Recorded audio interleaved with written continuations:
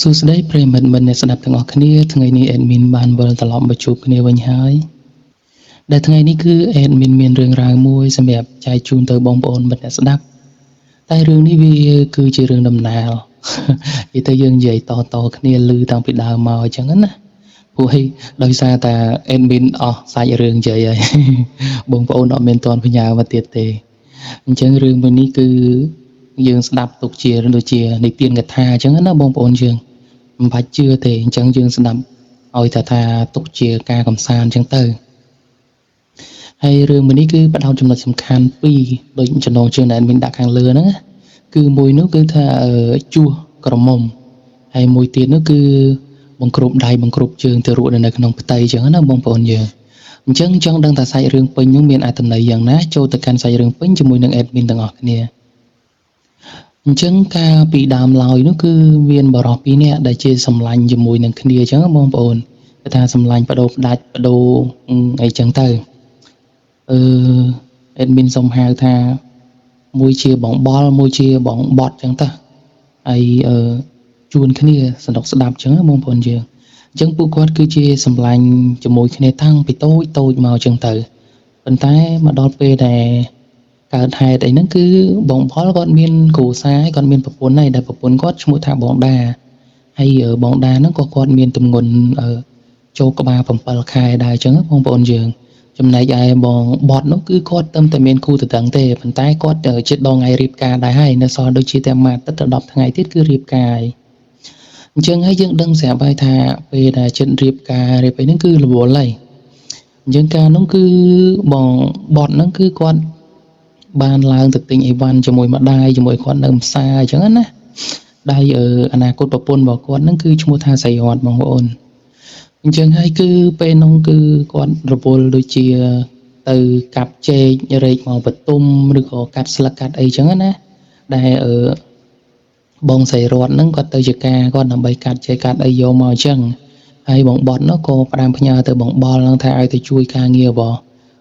សៃរតដែលជាអនាគតប្រពន្ធគាត់នឹងផងអញ្ចឹងណាតែពួកគាត់ហ្នឹងគឺជួយគ្នាទៅវិញទៅមកដោយសារជាសម្លាញ់មួយគ្នាដូចតែ admin និយាយពីលើមកអញ្ចឹងហើយគឺពេលដែលទៅនឹងចំការចេកហ្នឹងហើយពួកគាត់ក៏កាត់ចេកកាត់អីហេអញ្ចឹងទៅណាដល់ពេលរៀងហត់បន្តិចក៏អង្គុយជ្រោកមកលុបដើម្បីហូបទឹកហូបនំដែលដាក់ទៅជាមួយគ្នាហ្នឹងអញ្ចឹងទៅហើយដែលបងបល់គាត់គឺជាមនុស្សដែលរៀងខូចបងប្អូនហើយគាត់ដាច់របបរៀងយូរដែរដោយសារអីដោយសារតែប្រពន្ធរបស់គាត់គឺបងដាហ្នឹងកំពុងតែទងន់បងប្អូនទងន់17ខែទៀតអញ្ចឹងហើយគឺដែលជាហេតុធ្វើឲ្យបងបល់ហ្នឹងគាត់ដាច់របបគាត់អញ្ចឹងណាហើយគាត់ក៏លពិលលពូចគាត់និយាយលេងជាមួយនឹងសៃរតហ្នឹងទៅគាត់សួរថាចេះចិត្តដល់ថ្ងៃការដល់អីចឹងសៃរតខ្លួនឯងមានភ័យមានអីអត់អញ្ចឹងណាហើយសៃរតគាត់ថាភ័យខ្លះដែរតាបងហើយមានអារម្មណ៍ថាអៀនផងភ័យផងអីអញ្ចឹងណាដល់ពេលនិយាយទៅជែកគ្នាសោកចុះឡើងអញ្ចឹងទៅបងបល់ក៏គាត់ចូលដល់ប្រធានបទខលរបស់គាត់ហ្នឹងគាត់ថាអូនឯងចិត្តការចិត្តអីចឹងអូនឯងមានរោអ្នកណាគេជួសកមុំឲ្យនៅហើយសៃរតហ្នឹងគឺគាត់ឆ្ងល់ជួសកមុំអីគេបងខ្ញុំដូចមិនដែលឮម៉ែក៏គាត់អត់មាននិយាយអីចឹងគាត់ថារឿងហ្នឹងចាស់គេមិននិយាយគេឲ្យយើងស្វែងយល់ខ្លួនយើងអញ្ចឹងណាហើយសៃរតហ្នឹងក៏សួរថាចុះបើយើងអត់ជួសវាមិនទៅបងថាបើយើងអត់ជួសទៅគេទម្លាមទម្លាប់គេថាប្តីប្រពន្ធស្រឡាញ់គ្នាមិនដល់ចាស់ព្រឹកចាស់ព្រេងអញ្ចឹងទៅហើយជាពិសេសនោះគឺប្តីខ្លួនឯងគាត់ពិបាករកឋានសួគ៌អីចឹងណាហើយដល់ពេលហើយសៃរតហ្នឹងក៏គាត់ជ្រួញចើមគាត់ថាខ្ញុំអត់យល់ទេបងហើយឥឡូវគៀកដល់ថ្ងៃហើយអាទិត្យក្រោយត្រូវការហើយទៅរកពីណាគេជួសទៅរកពីណាគេអីហើយរឿងចឹងខ្ញុំទៅនិយាយមិនបងខ្ញុំមនុស្សស្រីកមុំហើយបងបល់ហ្នឹងគាត់ក៏ញឹមគាត់ថាចូលតាក់គាត់អីចឹងណាបងប្អូនយើងហើយគាត់ថាអត់អីទេបើសិនជាចង់ជួសចាំបងជួសឲ្យក៏បានដែរបងក៏ចេះជួសអីចឹងណាហើយសៃរតហ្នឹងក៏អត់ដឹងគាត់ថាហ្នឹងហើយអញ្ចឹងបើសិនជាបងឯងចេះជួសមកឯងជួយជួសឲ្យខ្ញុំតិចមកអញ្ចឹងព្រមទាំងថាទៅពឹងពាក់ណាទេបងអញ្ចឹងហើយគាត់សួរថាហ្នឹងហើយអញ្ចឹងចាំបងជួសឲ្យហើយដល់ពេលហើយសៃរតហ្នឹងក៏សួរទៅបងបល់ហ្នឹងថាអញ្ចឹងខ្ញុំត្រូវធ្វើមិនអញ្ចឹងណាបងហើយបងបល់ហ្នឹងគាត់ថាខ្លួនឯងមិនបាច់ធ្វើអីខ្លួនឯងនៅតែស្ងៀមទៅចាំបងអ្នកជួស នេះគាត់នឹងក្បាលខូចហ្មងបងប្អូនអញ្ចឹងហើយគាត់ក៏ដឹកដៃស្រីរតហ្នឹងទៅមើលកន្លែងថាទៅមើលរឿងព្រៃរឿងអីមើលទៅសមរម្យអីចឹងណាបងប្អូនហើយគាត់ក៏ប្រតិបត្តិការគឺជួសកំមុំគាត់នឹងទៅអឺហើយពេលដែលរួចរាល់គ្រប់សពបែបយ៉ាងហ្នឹងត្រង់ហ្នឹងបាច់ admin បញ្ជាក់ណាថាគេជួសកំមុំនឹងមិនទេបងប្អូនអធិស្ឋានហ្នឹងហើយដល់ពេលប្រតិបត្តិការរបស់គាត់រួចរាល់ហើយអីចឹងគាត់ក៏នាំគ្នាមកអង្គុយឡើងចំការជែកនឹងវិញហើយបងបលហ្នឹងដែលជាមនុស្សខូចហ្នឹងក៏បានសួរទៅស្រីរតហ្នឹងវិញថាមានអារម្មណ៍មិនដែរអូនអញ្ចឹងណាហើយស្រីរតហ្នឹងថាពេលមុនដំបូងដូចយើងពិបាកដល់ហើយបងដល់ពេលបានបន្តិចទៅគឺវាមានអារម្មណ៍ថាដូចជាចម្លែកប្លែកអារម្មណ៍មួយដែលខ្ញុំមិនដែលទទួលស្គាល់ពីមុនអីចឹងណាហើយបងបលនឹងថាអញ្ចឹងហើយដំបងវាអញ្ចឹងហើយតែយូរទៅអូនឯងទម្លាប់អីហើយស្រីរតហ្នឹងក៏សួរថាអញ្ចឹងតែប៉ុណ្្នឹងបានណាបងអីហើយបងបលនឹងថាអត់ទេអូនយ៉ាងហោចណាស់ក៏3 ដងដែរជួកំមុំហ្នឹងអញ្ចឹងណាអញ្ចឹងហើយស្រីរតហ្នឹងក៏ថាអញ្ចឹងមានពីណាទេមានតែពឹងពាក់បងឯងហ្នឹងអញ្ចឹងចាប់ពីស្អែកទៅបងឯងមកជួយជួសឲ្យគ្រប់3 ដងឲ្យខ្ញុំផងអញ្ចឹងណាហើយបងបលហ្នឹងក៏គាត់ធម្មតាមនុស្សគា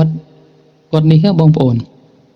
មនុស្សគាត់ខូចហើយដល់ពេលគាត់លបួងគាត់និយាយបានអញ្ចឹងស្រីរតអត់ឆ្ងល់អត់សង្ស័យអីអញ្ចឹងគាត់មិនអបងប្អូនមនុស្សញ៉ាមហើយដល់ពេលអញ្ចឹងហើយចាប់ពីស្អែកមកហ្នឹងគឺគាត់មកតែមានឱកាសគឺគាត់មកជួសកំមុំឲ្យស្រីរតហ្នឹងអញ្ចឹងណាបងប្អូនយើងថ្ងៃទី2ថ្ងៃទី3អីចឹងទៅណាហើយបន្ទាប់ពីរួចរាល់ហើយហ្នឹងគឺបងបលហ្នឹងក៏សួរនិមន្តដែរថាស្រីរតអូនឯងមានអារម្មណ៍មិនអីចឹងណាហើយស្រីរតថាដូចជាអត់អីទេបងឥឡូវវាដូចជាវារលូនណាអារម្មណ៍វាដូចជាប្រសើរវាអត់ដូចអាពេលដំបូងណាយ៉ាងណាដល់ពេលហើយបងបលហ្នឹងថាហ្នឹងហើយបងប្រាប់មិនជឿឃើញទេអញ្ចឹងសូមការរំលងមកដល់ថ្ងៃដែលរៀបការបងបត់ហើយជាមួយនឹងស្រីរតហ្នឹងបងប្អូនយើងអញ្ចឹងពេលព្រឹកអញ្ចឹងយើងធ្វើពិធីតាមប្រពៃណីអីចឹងទៅពេលថ្ងៃពេលល្ងាចឡើងហូបចុកជួបជុំសាច់ញាតិបងអីចឹងទៅណាអញ្ចឹងដល់ពេលយប់ឡើងពេលដែលគេថារាត្រីផ្សំដំណេកបងប្អូនរាត្រីក្រៀបទឹកឃ្មុំណាអញ្ចឹងពួកគាត់នឹងក៏ងើបទឹកងើបអីហើយអញ្ចឹងក៏ចូលទៅក្នុងកន្ទប់អីចឹងទៅហើយគាត់ក៏មើលមុខគ្នាញញឹមអីចឹងណាហើយបងបត់ហ្នឹងគឺគាត់អៀនស្រីរតដែលជាប្រពន្ធរបស់គាត់ហ្នឹងណាបងប្អូនយើងព្រោះគាត់កន្លោះគាត់អត់ដែរប្រព្រឹត្តតែរឿងចឹងណាហើយដល់ពេលស្រីរតថាទៅអៀនអីបងប្តីប្រពន្ធយើងទេអញ្ចឹងហើយអ្វីដែលបងបត់ថាគាត់លើពីការរំពឹងទុករបស់គាត់នេះគឺស្រីរតហ្នឹងអ្នកចាប់ផ្ដើមដំបូងអ្នកបង្រៀនគាត់វិញចេះ1ចូល2អញ្ចឹងណាហើយពួកគាត់ហ្នឹងក៏បានឡើងឋានសួគ៌ជាមួយគ្នាហ្នឹងចឹងទៅរាត្រីទឹកឃ្មុំពួកគាត់ហ្នឹងណាហើយដល់ពេលរួចរាល់អញ្ចឹងទៅពួកគាត់អត់ទាន់គេងទេអញ្ចឹងបងបត់ហ្នឹងក៏សួរថាបងអៀនណាហើយមិនអូនឯងមើលទៅអូនឯងដូចជាមានបទពិសោធន៍ដូចជាស្ទាត់ជំនាញអញ្ចឹងណាអូអេដមីនសុំបកក្រោយបន្តិចអេដមីនភ្លេចត្រង់ថាពេលដែលបងបលក្បាលខូចតែថាជួសកំមុំឲ្យស្រីរតហ្នឹងហើយគាត់បានហាមផ្ដាំស្រីរតថាកុំឲ្យប្រាប់ចាស់ទុំកុំឲ្យប្រាប់អ្នកណាក៏ដោយជាពិសេសគឺបងបត់ហ្នឹងកុំឲ្យប្រាប់គាត់អីចឹងណាពីព្រោះថាបើយើងប្រាប់ទៅគាត់ទៅខ្លាចគាត់មានអារម្មណ៍អាក់អន់សពុនចិត្តអីចេះ1ចុះ2អីចឹងណាហើយដោយសារថាស្រីរតគាត់ឆោតហ្នឹងគាត់ក៏ជឿថាបងបលហ្នឹងចឹងទៅប៉ុន្តែពេលដែលយប់ដែលពួកគាត់ផ្សំតនេកប្តីប្រពន្ធគាត់ផ្សំតនេកហើយនេះគឺស្រីរតហ្នឹងគាត់រៀងសម្បឹងរឿងអីផងហើយដល់ពេលហើយគឺបងបត់ហ្នឹងកំពុងតែសើគាត់ហ្នឹងថាអូនឯងប្រកែអីចេះ1យក2អីចឹងណាអញ្ចឹងស្រីរតក៏រវល់មាត់និយាយបងប្អូនគាត់ថាហ្នឹងហើយបងឯងដឹងគុណពួកម៉ាក់បងឯងបងបល់ទៅបើសិនជាបងបល់មិនជួយជួសកំមុំឲ្យខ្ញុំទេគឺបងឯងហ្នឹងប្រកាសជារកឋានសួគ៌មិនឃើញទេគ្រាន់តែលឺអញ្ចឹងគឺបងបត់បានសួរបញ្ជាក់ទៅប្រពន្ធរបស់គាត់ស្រីរតហ្នឹងណាហើយស្រីរតហ្នឹងគឺគាត់បញ្ជាក់មកអញ្ចឹងវិញអញ្ចឹងបងបត់ហ្នឹងគាត់ធ្លាក់ថ្លើមក្ដុកគាត់នឹកឃើញគាត់ហួសចិត្តនឹងប្រពន្ធផងហួសចិត្តនឹងមិត្តភក្តិដែលលោកថ្លើមគាត់ផងអញ្ចឹងណាអញ្ចឹងក្តៅកាហាយអញ្ចឹងមកយប់ហ្នឹងគឺដេកអត់លក់ទេបងប្អូននឹកឃើញថាធ្វើម៉េចនឹងស្អែកឡើងទៅរោរឿងបងបល់ហ្នឹងអញ្ចឹងមិនបានមកលោកថ្លើមមិត្តភក្តិអីអញ្ចឹងបងប្អូនយើងស្រាប់ពេលដែលស្អែកឡើងមិនទាន់ទេក៏ឃើញបងបល់នោះគឺមកឈរនៅពីមុខផ្ទះគាត់អញ្ចឹងណាហើយកំពុងតែខឹងផងបងបត់ហ្នឹងក៏តែងតង់ទៅដល់អត់ទាន់បាននិយាយអីផងបងបល់ក៏ថា ម្ដាយគ្នាដែលនៅស្រុកហ្នឹងគឺគាត់ឈឺអញ្ចឹងណានៅស្រុកមួយទៀតណាអញ្ចឹងគ្នាត្រូវឡើងទៅមើលគាត់បន្ទាន់ហើយឥឡូវហ្នឹងប្រពន្ធរបស់គាត់ហ្នឹងគឺស្រីដាហ្នឹងបាននៅជាមួយនឹងម្ដាយក្មេករបស់បងបលហ្នឹងហើយប៉ុន្តែគាត់មកពឹងពាក្យឲ្យបងបត់នេះទៅជួយអែតជួយឈ្ងោកប្រពន្ធគាត់ផងអញ្ចឹងណាបងប្អូនយើងដោយសារតែឥឡូវហ្នឹងគាត់ចូលក្បាលជិត8ខែហើយអញ្ចឹងវាបាំងតែមួយខែជាងទៀតគាត់ត្រូវសម្រាលអញ្ចឹងណាអញ្ចឹងគាត់អត់ទុកចិត្តអ្នកណាទេក៏មកប្រាប់បងបត់ហើយបងបត់ហ្នឹងគាត់ថាអត់អីទេចាំគាត់ទៅអោនទៅឈ្ងោកមើលឲ្យអញ្ចឹងណាហើយក៏បងបលហ្នឹងចេញដំណើរទៅអញ្ចឹងពេលដែលទទួលបញ្ញាពីបងបលរួចរាល់ហើយរៀងថ្ងៃបន្តិចហ្នឹងបងបត់ក៏បានដើរទៅផ្ទះសីដាហ្នឹងដែលជាផ្ទះប្រពន្ធរបស់បងបលដែលជាខ្លើហ្នឹងបងប្អូនយើងបញ្ជាក់ណាគឺពួកគាត់នៅក្នុងភូមិតែមួយទេអត់ឆ្ងាយពីគ្នាទេអញ្ចឹងពេលទៅដល់ហ្នឹងក៏ឃើញសីដាហ្នឹងគឺនៅផ្ទះតែម្នាក់ឯងអញ្ចឹងណាបងប្អូនយើងកំពុងតែធ្វើអីទេបតាប់ហើយអោបពួរបដាអញ្ចឹងទៅហើយបងបត់ហ្នឹងក៏ចូលទៅដល់ហ្នឹងសីដាហ្នឹងក៏ហៅឲ្យគួយលេងហូបទឹកហូបអីចឹងទៅហើយគាត់ក៏សួរថាចុះមីងតាណាហើយសីដាអើយមិននៅតែឯងអញ្ចឹងហើយសីដាក៏គាត់ថា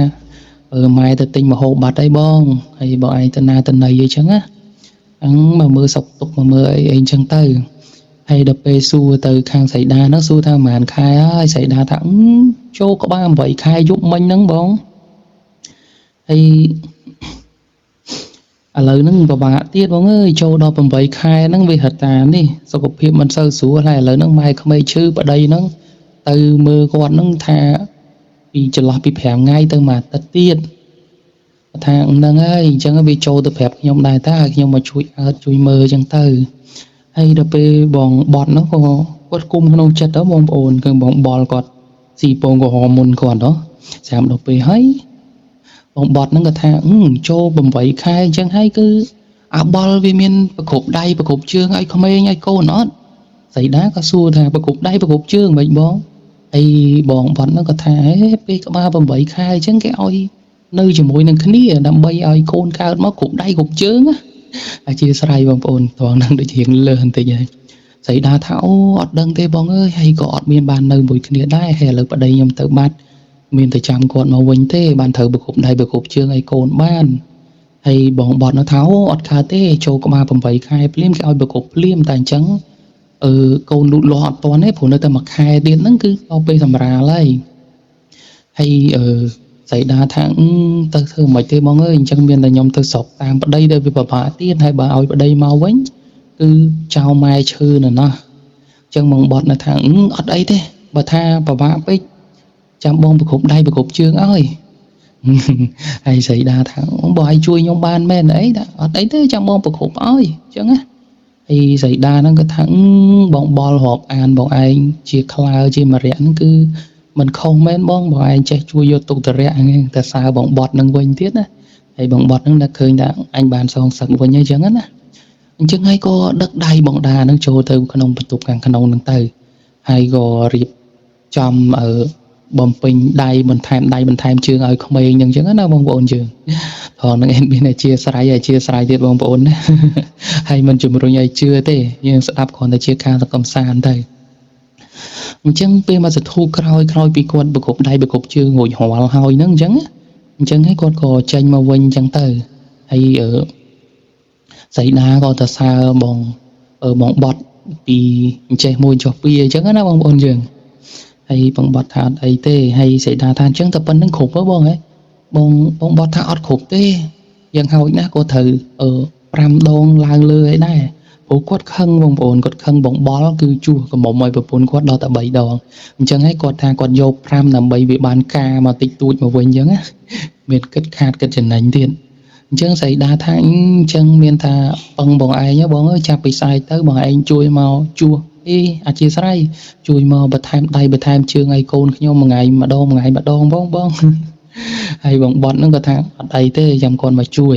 អញ្ចឹងចាប់ពីស្អែកឡើងអញ្ចឹងគឺពេលដែលតនេហ្នឹងគឺបងបលបងបត់អធិស្ឋានបងប្អូនចង់ទៅទឹកអញ្ចឹងបងបត់ហ្នឹងគឺតែងតែមកបន្ថែមដៃបន្ថែមជើងប្រគប់ដៃប្រគប់ជើងឲ្យកូនសីដាហើយជាមួយនឹងបងបលដែលជាសម្លាញ់ហ្នឹងអញ្ចឹងណាអញ្ចឹងហើយពេលដែលគ្រប់រយៈពេល5ថ្ងៃហ្នឹងហើយគឺគាត់មកតែគាត់មកធម្មតាលក្ខណៈយកអីមកផ្ញើមកមួយប្រពន្ធមួយអីចឹងទៅ ហើយពេលដែលគាត់គ្រប់5ថ្ងៃហ្នឹងហើយគាត់ក៏ប្រាប់ទៅសីតាហ្នឹងហើយគាត់ថាបាច់ប្រាប់ទៅម្ដាយប្រាប់ទៅអ្នកណាទេហើយជាពិសេសគឺបលប្តីរបស់អូនឯងហ្នឹងបាច់ប្រាប់ទេបើប្រាប់ទៅខ្លាចគ្នាអន់ចិត្តចេះមួយចុះពីរថាឪពុកគេអត់អាចប្រគប់ដៃប្រគប់ជើងអីបានអញ្ចឹងបងប្អូនយើងហ្នឹងហើយសីតាហ្នឹងក៏គាត់លាក់អញ្ចឹងទៅអញ្ចឹងថ្មិចបើមួយខែក្រោយហ្នឹងក៏មកដល់ហ្នឹងគឺវាដល់ពេលដែលសីតាហ្នឹងឈឺពោះសម្រាលបងប្អូនយើងអញ្ចឹងហើយគឺបងបលហ្នឹងក៏បានមកហើយបញ្ជូនសីតាហ្នឹងទៅពេទ្យទៅអញ្ចឹងបងបត់ហ្នឹងក៏ទៅជាមួយដែរហើយប្រពន្ធបងបត់ដែលជាសីរ័ត្នហ្នឹងក៏គាត់អត់ទាន់បានទៅទេគាត់នៅទិញឲ្យវាយវ៉ាន់អ្នកគេងពេទ្យអញ្ចឹងបងប្អូនហើយជាមួយចំណីហូបឈប់អញ្ចឹងទៅអញ្ចឹងពេលដែលនៅក្នុងបន្ទប់ឆ្លងទន្លេហើយគេមិនរុញមកបន្ទប់មួយដាច់ដោយឡែកទេបងប្អូនយើងអញ្ចឹងហើយពេលនោះគឺបងបលគាត់សប្បាយចិត្តមែនតើនៃសាកូនដំបងអញ្ចឹងគាត់ទៅសើថាមុខកូនគាត់ស្អាតច្រមុះស្រួចអីចឹងទៅហើយប្រហូតមកដៃមកដល់ជើងគាត់អែដៃអែជើងកូនគាត់ថាំងពលារៀមដៃស្អាតណាស្រួយដូចបន្លាក្រូចអីចឹងណាស្រាប់តែពេលហ្នឹងគឺស្រីដាគាត់ភ្លាត់មាត់បងប្អូនហ្នឹងហើយដៃជើងកូនយើងស្អាតបងឯងគួរអរគុណបងបត់បើបងបត់ថែមដៃថែមជើងឲ្យកូនយើងទេមិនមែនដៃកូនជើងយើងស្អាតអញ្ចឹងទេស្រាប់គ្រាន់តែលឺអញ្ចឹងហើយគឺបងបលហ្នឹងគឺគាត់ដឹងបងប្អូនគាត់ទាញដៃបងបត់មកខាងក្រៅអញ្ចឹងណាហើយក៏សួរបន្ថែមដៃបន្ថែមជើងអីចេះមួយចុះពីរអញ្ចឹងណាដល់ពេលហើយគឺបងបត់នឹងថាអាហ្នឹងវាសងសឹកនឹងការឯងនឹងមកជួសកំមុំរបស់ប្រពន្ធអញអញ្ចឹងណាពួកគាត់អញហែងទៅមកអញ្ចឹងបងប្អូនយើងតែបើបោកសរុបបើកាត់កងគ្នាមកវិញក៏ហែងនៅតែចំណេញដែរពួកឯងបានស៊ីពងក្រហមអញ្ចឹងពួកគាត់ឆ្លោះបកាយគ្នាមកសធុះអញ្ចឹងទៅពេលដែលស្រីរត់ជាប្រពន្ធបងបត់មកអញ្ចឹងពួកគាត់ក៏ឈប់អញ្ចឹងទៅបងប្អូនហើយក៏និយាយលាក់ឡើងគ្នាថាឥឡូវពួកយើងរួចគ្នាអញ្ចឹងទៅណាបងប្អូនយើងអញ្ចឹងពួកគាត់ក៏បន្តរាប់អានគ្នាមករហូតអញ្ចឹងទៅអញ្ចឹងសាច់រឿងជួសកមុំហើយនឹងបន្ថែមដៃបន្ថែមជើងគឺវាមកដល់ទីបញ្ចប់ហើយបងប្អូនហើយដូចឯងមាននិយាយតាំងពីដើមមកអញ្ចឹងមិនជំរុញឲ្យបងប្អូនជឿទេព្រោះរឿងនេះគឺដំណើរតគ្នាមកអេដមីនក៏ធ្លាប់ឮតាំងពីយូរមកដែរអញ្ចឹងណាព្រោះដោយសារតែអេដមីនអត់មានសាច់រឿងដែលត្រូវនិយាយទៀតព្រោះបងប្អូនជាងអត់មានពីណាគេផ្ញើមកទៀតនឹងអូខេបងប្អូនទាំងអស់គ្នាអរគុណដែលចំណាយពេលស្ដាប់តាំងពីដើមរហូតមកដល់ចប់សន្យាថានឹងជួបគ្នានៅវីដេអូក្រោយៗទៀតអរគុណ